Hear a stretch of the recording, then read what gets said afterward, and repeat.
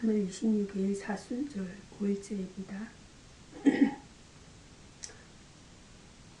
묵상기도 드리겠습니다. 기도 제목은 나의 손에서 사랑이 묻어나는 하루를 위해 라는 기도 제목입니다. 성경 구절 잠언서 8장 17절입니다. 나를 사랑하는 자들이 나의 사랑을 입으며 나를 간절히 찾는 자가 나를 만날 것이니라. 나 함께 계시는 하나님 아버지, 오늘 아침 눈을 뜸에 감사합니다. 비록 몸이 건강하지는 못하고 피곤한 몸을 이끌고 근무하였을 나야 하더라도 이렇게 예배할 수 있는 건강을 주심에 감사합니다.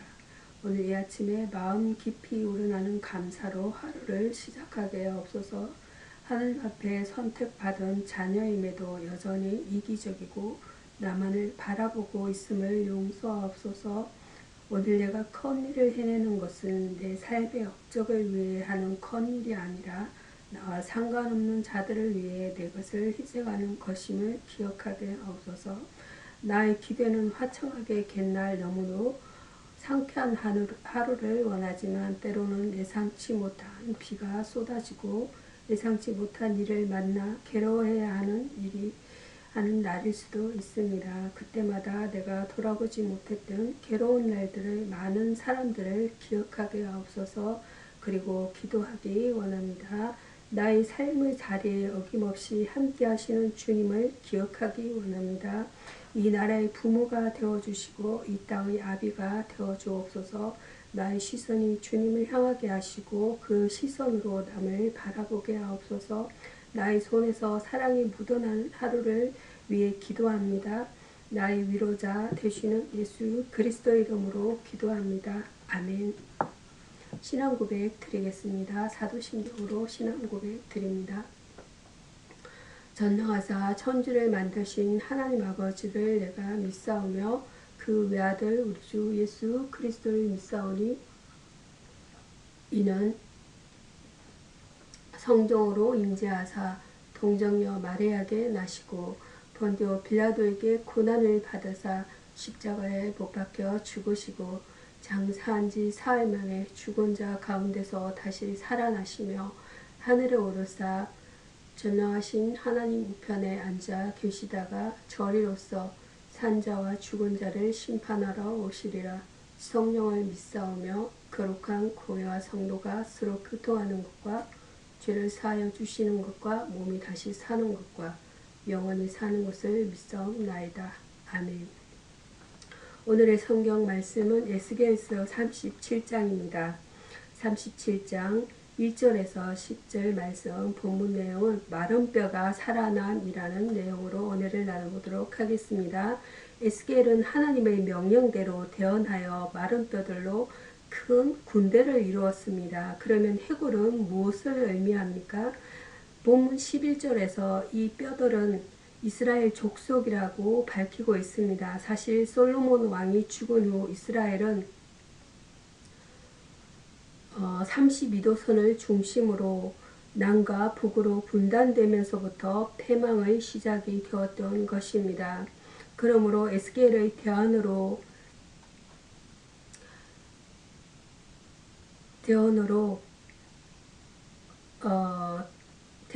인작이 되었던 것입니다. 그러므로 에스겔의 대언으로 인하여 해골들이 큰 군대를 이룬 것은 역사적으로 이스라엘 민족의 화목이요 영적으로 죄와 허물로 죽은 영들이 하나님의 언총으로 살아나는 것을 의미합니다. 또한 예언적으로 예수 그리스도의 재림 때에 모든 죽은 자들이 다시 살 것을 보여주고 있습니다. 큰 군대는 무엇을 의미합니까? 큰 군대는 물론 역사적으로 이스라엘 민족의 부흥을 의미하고 있습니다. 그러나 영적으로는 교회를 의미합니다. 뼈들이 살아 큰 군대를 이룬다는 것은 전투 준비를 갖춘 지상의 교회 모습을 드러내는 말입니다. 그런데 성리하는 교회는 조직이 잘 되어야 합니다. 조직이란 질서, 구조란 의미도 가지고 있습니다. 본문에 보면 이 뼈 저 뼈가 들어맞아서 뼈들이 서로 연락하여 큰 군대를 이루었다고 합니다. 오늘 교회가 악령의 세력을 이길 힘은 조직의 정과 질서로 인한 바른 성경 교육과 신앙 훈련이 있어야 합니다. 그러할 때 성리하게 되는 것입니다. 성도들은 주님을 믿는 자인 동시에 그의 제자임을 명심해야 합니다. 여기서 군대라는 것은 히브리어 하이라고 합니다. 헬라어로는 스트라투마입니다. 힘, 세력 혹은 조직된 군대를 의미하며 국가 실력 조직에 있어서 외적 방위를 주 임무로 하는 조직입니다. 우리는 예수님의 군대로서 마귀와의 접전을 하고 있습니다. 이어서 에스겔서 37장 11절에서 14절은 소망의 하나님이란 본문 내용이 되겠습니다. 바벨론 포로 생활로 절망 가운데 있는 이스라엘 민족의 현재의 모습과 미래의 모습을 살펴보고자 합니다. 극도로 절망에 빠져 있었습니다. 그들은 말하기를 우리 뼈들이 말랐고 우리의 소망이 없어졌으니 우리는 다 멸절되었다고 했습니다. 11절입니다. 이는 베데스다 목가에서 나를 못에 넣어줄 사람이 없다고 말하는 38년 된 병자와 같이 절망 중에 좌절한 인생을 포기한 소망 없는 자와 같다라고 했습니다. 우리의 주변에도 실망과 낭만과 절망에 빠진 자포자기의 사람들이 얼마나 많겠습니까? 산 소망을 가지게 되었습니다. 무덤을 열고 거기서 나오게 한다는 것은 그들로 원수의 땅에서 나오게 한다는 뜻입니다. 그리고 그들이 고국으로 돌아가 번영하게 될 것을 말해주므로 산 소망을 갖고 살아계신 하나님을 알게 된다고 하고 있습니다. 절망 중에 있는 사람들이 예수 안에서 문제 해결을 얻을 때 부활하신 그리스도를 믿게 되고 하나님께 영광을 돌리게 된다고 말씀합니다. 하나님께만 소망이 있다라는 것이에요. 본문의 이 뼈들은 포로 중에 있는 이스라엘을 의미합니다. 그런데 하나님은 내가 너희 무덤을 열고 너희로 거기서 나오게 하고 라고 하십니다. 12절입니다. 실로 하나님은 소망 없는 사람들에게 소망을 주시는 구원자이심을 보여주고 있습니다. 하나님께서는 죄로 말미암아 소망이 끊어진 우리를 예수로 말미암아 소망을 허락하셨다라는 것이에요.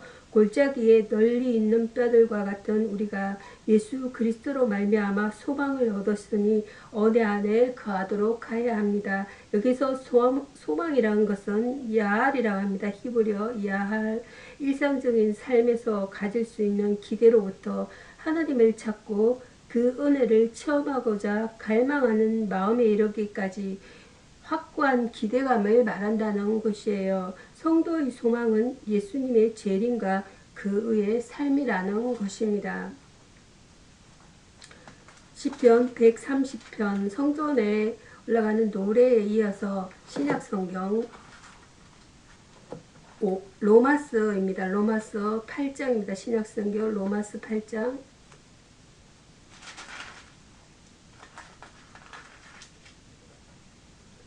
로마서 8장은 6절에서 11절 내용이 되겠습니다. 8장 5절에서 11절 보도록 하겠습니다. 삶의 두 원칙이라는 본문 내용으로 은혜를 나누고자 합니다. 본문에서 바울은 인간에 있어서 삶의 두 원칙에 대하여 묘사하고 있습니다. 삶의 두 원칙입니다.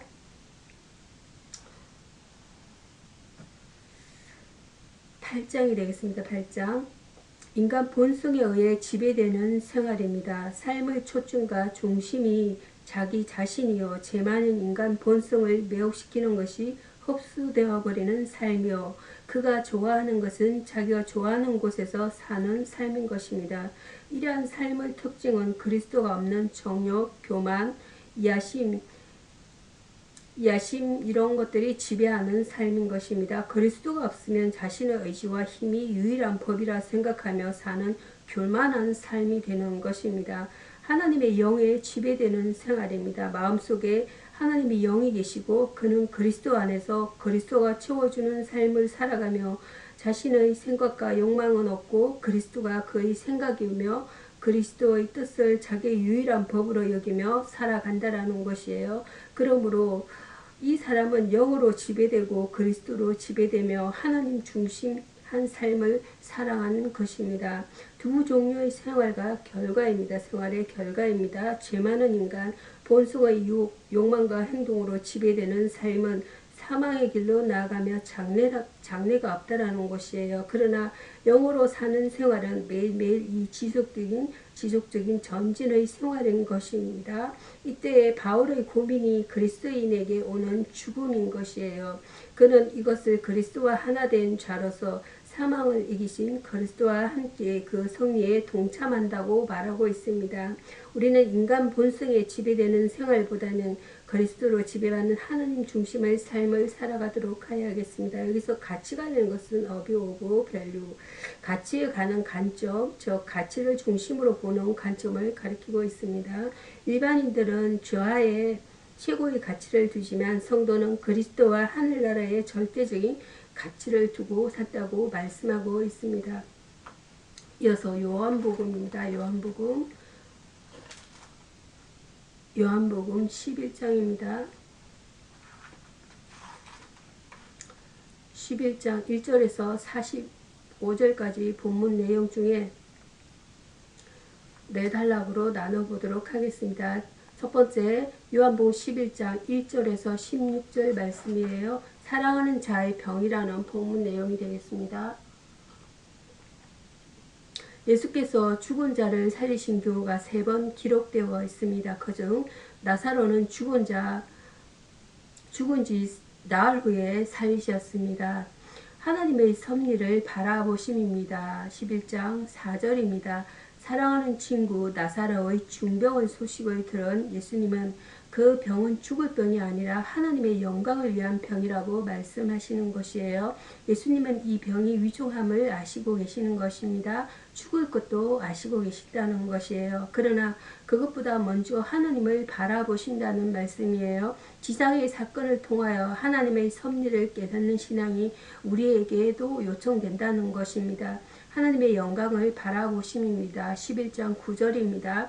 계시던 곳에 이틀을 더 유하시고 6절입니다. 주님의 생각은 사람의 생각과 다르고 그 뜻은 사람의 뜻보다 더 깊다라는 것이에요. 우리는 기도의 응답이 속히 이루기를 간구하고 있다는 것입니다. 그러나 모든 일에는 죽임의 때가 있다고 말씀하고 있습니다. 하나님의 영광을 바라보며 사는 사람은 실족하지도 않는다는 것이고요. 의 태양이신 하나님의 빛이 어둠을 이기시기 때문이라는 것입니다. 죽음 건너편을 바라보십니다. 11절입니다. 요한복음 11장 11절입니다. 예수께서는 제자들에게 나사로를 깨우러 가노라 하고 말씀하시고 계시는 것이에요. 11절 내용입니다. 죽음 건너편의 부활을 바라보시는 주님은 죽은 자를 잠자는 자로 표현하십니다. 고린도전서 15장 6절 말씀과 데살로니가전서 4장 13절 말씀이에요. 우리 인생은 요람에서 무덤까지의 삶이 아니라 무덤 건너편 영원한 세계가 있다는 것을 기억하고 소망 가운데 사는 성도가 되어야 하겠습니다. 인생은 하나님의 영광 때문에 죽기도 하고 살기도 함을 우리 신앙의 삶 속에서 잊지 말도록 해야겠습니다. 여기서 질병이라는 것은 디시즈, 신체의 온갖 기능의 장애로 인한 온갖 병의 일컬음입니다. 건강하지 않는 이상상태, 병, 우환을 가리킵니다. 예수께서는 육체적 질병의 현상보다 그 원인이 되는 정신적인 면, 영적인 면을 먼저 보시다라는 것이에요. 이어서 요한복음 11장 17절에서 30절 본문 내용은 부활과 생명이라는 본문 내용이 되겠습니다. 예수께서 베다니에 도착하셨을 때는 여기서 베다니라는 것은 괴로워하는 자의 집이라는 것입니다. 도착하셨을 때 나사로의 장례식이 다 끝난 후였습니다. 11장 17절 내용입니다. 마르다의 신앙입니다. 21절에서 마태복음 11장 21절에서 마르다는 오시라고 청하였을 때는 오시지 않으셨습니까? 하는 원망이요. 분명히 죽지 않을 병이라 하시기에 안심했는데 죽었느냐는 원망입니다. 그러나 예수님은 일찍 오시지 않아 나사로가 죽은 것을 기뻐한다고 말씀하고 있는 것이에요. 벤겔은 주님이 계신 곳에는 언제나 질병도 죽음도 없다라고 말했습니다. 여기서 마르다의 신앙은 첫째로 주님이 계시었다면 오라비가 죽지 않았을 것이라는 믿음인 것이에요. 즉 주님이 원하시면 하면 죽지 않는다는 믿음이며, 둘째 제때 오셨으면 죽지 않았을 것이고, 셋째 아직도 막연하게 기다리고 있는 신앙입니다. 요한복음 11장 22절 내용입니다. 주님의 생명의 역사입니다. 이때 예수께서 가라사대 내 오라비가 다시 살리라고 말씀하셨습니다. 요한복음 11장 23절입니다.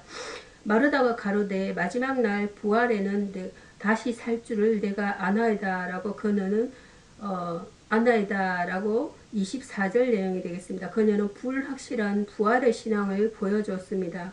공관복음에 야이로의 딸을 살리신 일, 누가복음 8장 40절에서 56절 내용이 되겠습니다. 살리신 일과 나인성 가보의 외아들을 살리신 일, 누가복음 7장 11절에서 17절 내용입니다.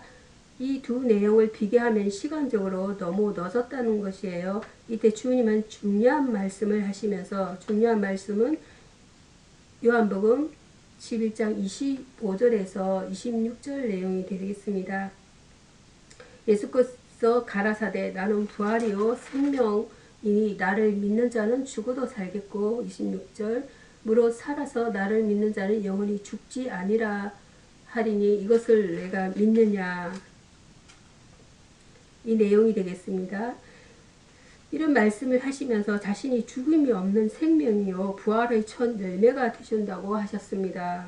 부활과 생명은 하나님의 주권에 달렸으며 또한 주님의 역사이기도 하다는 것입니다. 여기서 부활이란 것은 헬라어가 되겠습니다. 아나스타시스입니다.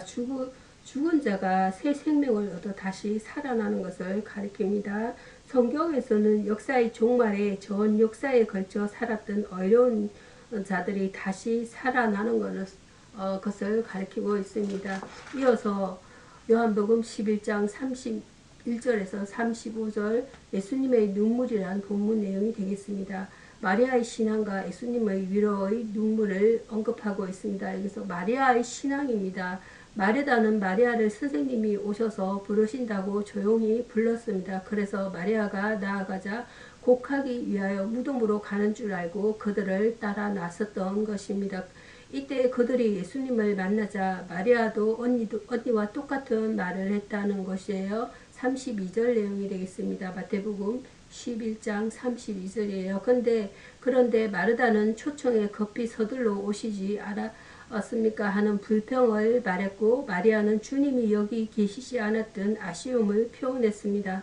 두 사람의 태도를 관찰해 보도록 하야겠습니다. 마르다는 그냥 서 있었고 마리아는 도착하자마자 예수님의 발 앞에 엎드렸다는 것입니다. 예수님의 위로입니다. 예수님께서 통군이 여기셨다라는 표현은 분한 마음과 슬픈 마음이 함께 어우러진 상태를 의미합니다. 이는 유대인들의 위선적인 위로 때문인 것입니다. 형식을 쫓아 하는 유대인들의 외식적인 위로를 그는 좋게 보실 수가 없었기 때문에 통분이 여기셨던 것입니다. 결국 예수님은 눈물을 흘리셨다는 것이에요. 35절입니다. 예수님의 눈물은 낙심하는 눈물이 아닌 것입니다. 그것은 내 오라비가 다시 살리라고 했건만, 여기서 23절 내용이 되겠습니다. 믿지 아니하고 이제는 끝났다고 슬퍼하고 있는 마음을 그대로 공감하시고 흘리신 눈물인 것입니다. 이것이 예수님의 진정한 위로인 것입니다. 마리아의 신앙은 예수님의 마음을 움직였으며 위로의 눈물까지 흘리게 만들었던 것입니다. 여기서 눈물이란 것은 디모아라고 합니다. 히브리어 디모아, 헬라어로는 다퀴러라고 합니다. 다퀴리.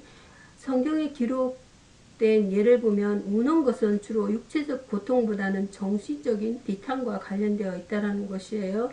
또한 각종 자극이나 감동을 받으면 반사적으로 분비가 촉진된다는 것입니다.